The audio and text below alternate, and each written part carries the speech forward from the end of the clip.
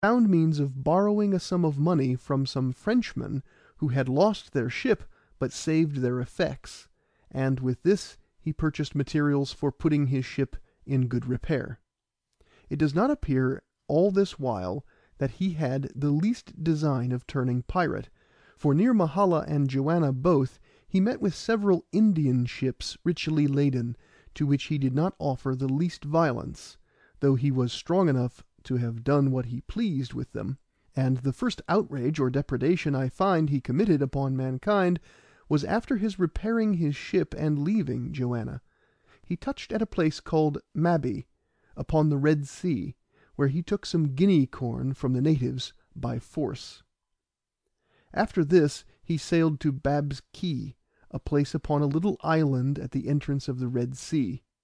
Here it was that he first began to open himself to his ship's company, and let them understand that he intended to change his measures, for, happening to talk of the Mocha fleet which was to sail that way, he said, "We have been unsuccessful hitherto, but courage, my boys, we'll make our fortunes out of this fleet." And finding that none of them appeared averse to it, he ordered a boat out, well manned, to go upon the coast to make discoveries, commanding them to take a prisoner and bring to him, or get intelligence any way they could. The boat returned in a few days, bringing him word that they saw 14 or 15 ships ready to sail, some with English, some with Dutch, and some with Moorish colours. We cannot account for this sudden change in his conduct otherwise than by supposing that he first meant well while he had hopes of making his fortune by taking of pirates, but now, weary of ill success, and fearing lest his owners, out of humour at their great expense, should dismiss him, and he should want employment, and be marked out for an unlucky man, rather, I say, than run the hazard of poverty, he resolved to do his business one way, since he could not do it another. He therefore ordered a man continually to watch at the masthead, lest this fleet should go by them, and about 4 days after, towards evening, it appeared in sight, being convoyed by one English and one Dutch man of war. Kidd soon fell in with them, and, getting into the midst of them, fired at a Moorish ship which was next to him, but the men of war, taking the alarm, bore down upon Kidd, and, firing upon him, obliged him to sheer off, he not being strong enough to contend with them. Now he had begun hostilities, he resolved to go on, and therefore he went and cruised along the coast of Malabar. The first prize he met was a small vessel belonging to Aden. The vessel was Moorish, and the owners were Moorish merchants, but the master was an Englishman. His name was Parker. Kidd forced him and a Portuguese that was called Don Antonio, which were all the Europeans on board, to take on with them. The first he designed as a pilot, and the last as an interpreter. He also used the men very cruelly, causing them to be hoisted up by the arms, and drubbed with a naked cutlass, to force them to discover whether they had money on board, and where it lay. But as they had neither gold nor silver on board, he got nothing by his cruelty. However, he took from them a bale of pepper and a bale of coffee, and so let them go. A little time after, he touched at Karawar, a place upon the same coast, where, before he arrived, the news of what he had done to the Moorish ship had reached them, for some of the English merchants there had received an account of it from the owners, who corresponded with them. Wherefore, as soon as Kidd came in, he was suspected to be the person who committed this piracy, and one Mr. Harvey and Mr. Mason, two of the English factory, came on board and asked for Parker and Antonio, the Portuguese, but Kidd denied that he knew any such persons, having secured them both in a private place in the hold, where they were kept for 7 or 8 days, that is, till Kidd sailed from thence. However, the coast was alarmed, and a Portuguese man of war was sent out to cruise.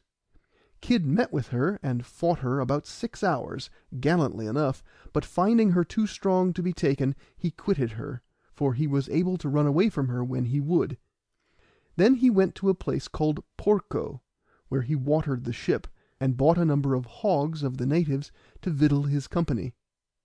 Soon after this he came up with a Moorish ship, the master whereof was a Dutchman, called Skipper Mitchell, and chased her under French colours, which, they observing, hoisted French colours too. When he came up with her, he hailed her in French, and they, having a Frenchman on board, answered him in the same language, upon which he ordered them to send their boat on board. They were obliged to do so, and having examined who they were, and from whence they came, he asked the Frenchman, who was a passenger, if he had a French pass for himself. The Frenchman gave him to understand that he had. Then he told the Frenchman he must pass for captain, and by God, says he, you are the captain. The Frenchman durst not refuse doing as he would have him. The meaning of this was, that he would seize the ship as fair prize, and as if she had belonged to French subjects, according to a commission he had for that purpose, though one would think, after what he had already done, that he need not have recourse to a quibble to give his actions a colour.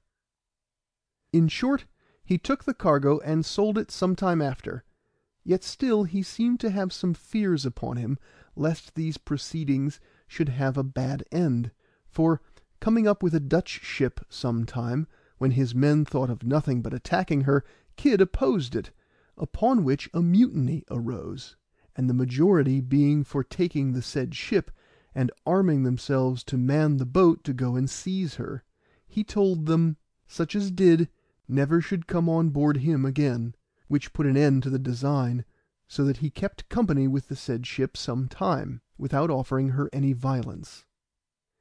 However, this dispute was the occasion of an accident, upon which an indictment was afterwards grounded against Kidd. For Moore, the gunner, being one day upon deck, and talking with Kidd about the said Dutch ship, some words arose between them, and Moore told Kidd that he had ruined them all, upon which Kidd, calling him dog, took up a bucket and struck him with it, which, breaking his skull, he died the next day. But Kidd's penitential fit did not last long, for, coasting along Malabar, he met with a great number of boats, all of which he plundered. Upon the same coast he also lighted upon a Portuguese ship, which he kept possession of a week, and then, having taken out of her some chests of Indian goods, 30 jars of butter, with some wax, iron, and 100 bags of rice, he let her go. Much about the same time he went to one of the Malabar islands for wood and water, and his cooper, being ashore, was murdered by the natives, upon which Kidd himself landed, and burnt and pillaged several of their houses, the people running away. But having taken one, he caused him to be tied to a tree, and commanded one of his men to shoot him. Then, putting to sea again, he took the greatest prize which fell into his hands while he followed his trade. This was a Moorish ship of 400 tons, richly laden, named the Queda, merchant, the master whereof was an Englishman. He was called Wright, for the Indians often make use of English or Dutch men to command their ships, their own mariners not being so good artists in navigation. Kidd chased her under French colours, and, having come up with her, he ordered her to hoist out her boat, and to send on board of him, which being done, he told Wright he was his prisoner. And informing himself concerning the said ship, he understood there were no Europeans on board except 2 Dutch and 1 Frenchman, all the rest being Indians or Armenians, and that the Armenians were part owners of the cargo. Kidd gave the Armenians to understand that if they would offer anything that was worth his taking for their ransom, he would hearken to it, upon which they proposed to pay him 20,000 rupees, not quite 3,000 pounds sterling. But Kidd judged this would be making a bad bargain, whereof he rejected it, and, setting the crew on shore at different places on the coast, he soon sold as much of the cargo as came to near 10,000 pounds. With part of it he also trafficked, receiving in exchange provisions or such other goods as he wanted.